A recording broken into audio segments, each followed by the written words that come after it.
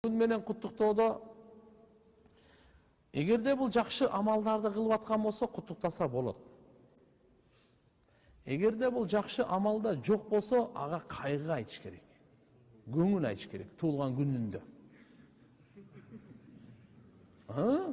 Бир жыл болду, бир жылдан бери күнөө таштай элексизби? Бир жылдан бери намаз окубай койдуңузбу? Охо!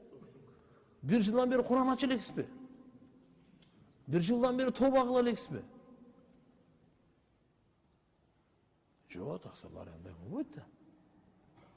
Чындап эле ал бир жыл өмүрдү текке кетириптир деп не айтыш керек экен? Көңүл айтыш керек. Куттуктоо эмес а жерде. А эгерде машалла бир жыл намазын каза кылган жок, бир жыл ороза кармады, садака, зикир, дуа, Кур'ан, бир жыл эч кимде гыйбат кылган жок, эч кимге жала жапкан жок, бирөөнүн абийирин ачкан жок, бирөөнүн акчасын алып алган жок, бирөөгө зулумдук кылган жок, бирөөнү кордогон жок. Машалла, мейли мактай бериңиз, куттуктай бериңиз. Барып Кур'ан алып барып бериң, торт дейсиз да, кой союп бериң барып.